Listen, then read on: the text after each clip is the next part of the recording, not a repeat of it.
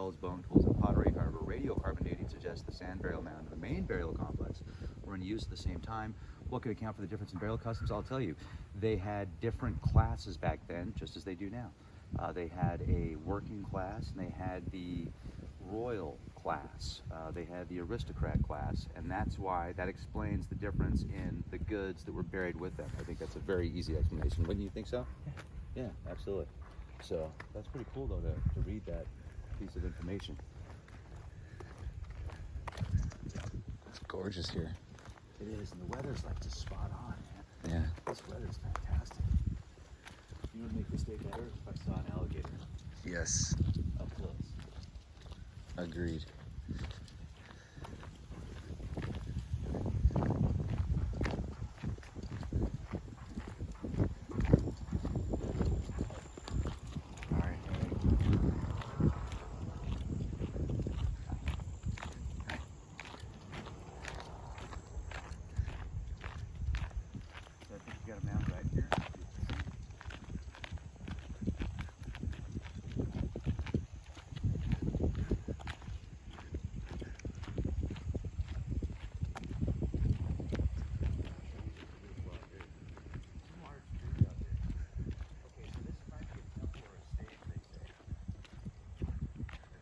Artifacts almost in the Plaza area. One idea is the open space was swept and kept clean by native people, and it was, after they would use it, much like public spaces you might visit today, you've got what's called the flat top mound in Plaza, Mound H. Imagine watching a sermon, speech, performance atop the mound in front of you as you stand among members of your family community in the Plaza. It looks like the native peoples used this 12-foot high platform mound in the Plaza with open space behind them for rituals and possibly festivals, which might make sense. Look at this though. Look at that. Look at those fragments, dude. Something like bird, like a bird man, bird in an anthropomorphic figure, but also like a bird outlined, some type of solar event. You got the hands.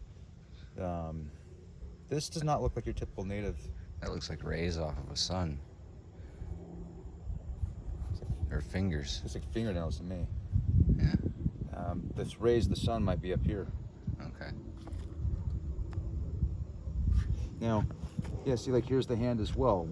This is significant. Why did they have this type of iconography? What was the significance? This looks more modern to me. And it doesn't look like, well, actually, no, that almost looks like a little bit Zuni. Like it's got a little bit of a Zuni vibe to it. And the Mayans and the Zuni connections there. All of that witch's beard or whatever this stuff is hanging out of the trees, that's such a cool effect.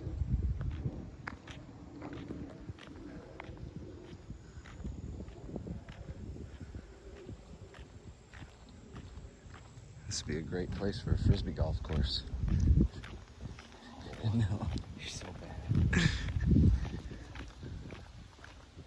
Frisbee golf. Usually frisbee golf's pretty well off. You know? Well, maybe that's what the ancients were doing. Yeah, maybe the ancients were just giant frisbee golf mounds. There's a big one right there in front of us. I think that might even be one of the, is that the main one? The central mound. Yeah, and the central mound would have the most significance. It's also the largest. You'd think. The fact that there was no artifacts on that one over there, very few, could explain the public area as well. But that pottery is really interesting. Yeah, I'd like to compare the iconography with that with some Mayan stuff.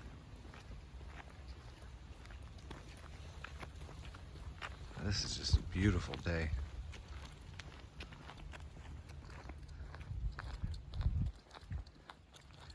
Good stuff. I don't hate it here, that's all. Yeah.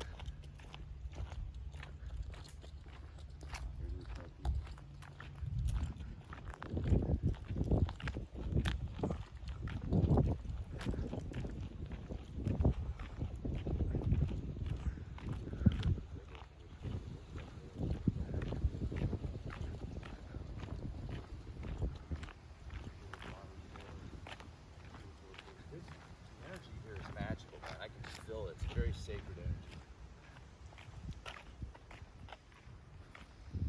Okay, so the mounds and raised features here are a graveyard for Native Americans who buried their dead at the site 1,000, 2,000 years ago. The large central mound contains the graves of people buried with gifts showing they had contact with places and people from far away or have themselves come from distant places.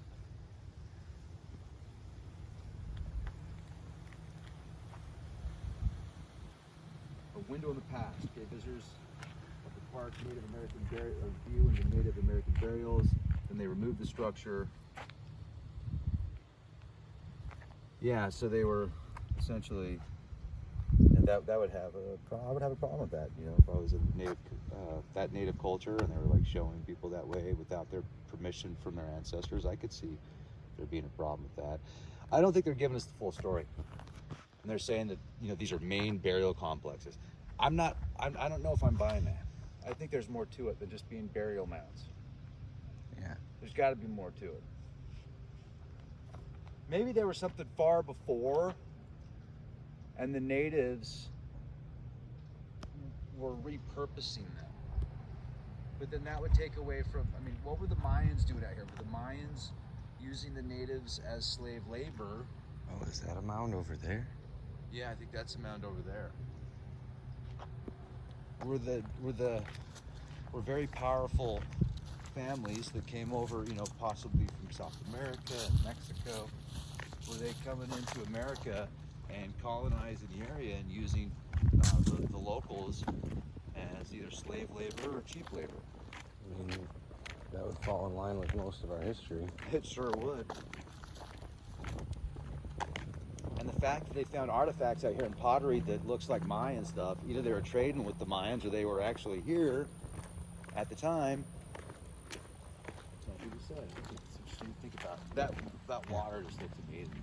This whole park is actually just stunning. Yeah. I'm really, really glad we made this stop. Me too. Yeah, that's a big mound down there, man. That's a big boy.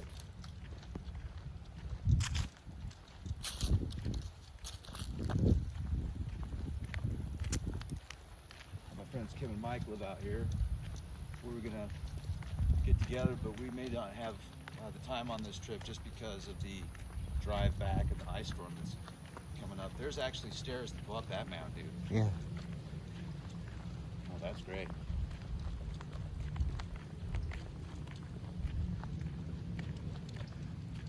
There's no one right there.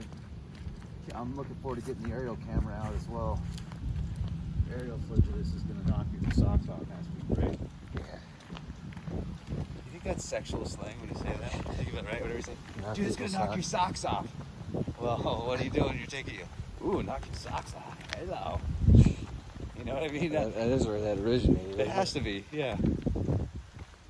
Folks, it's not going to be, I don't know if it's going to do that for you, but if it does, right on.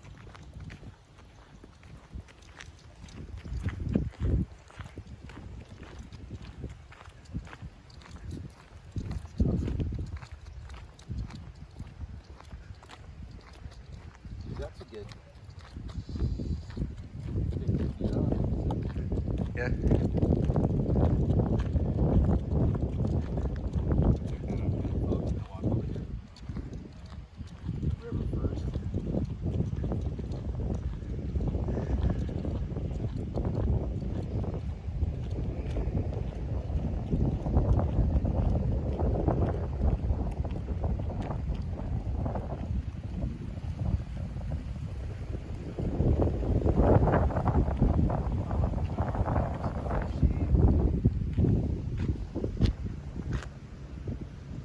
Canoe landing entrance to their bustling village. Yeah, they had canoes.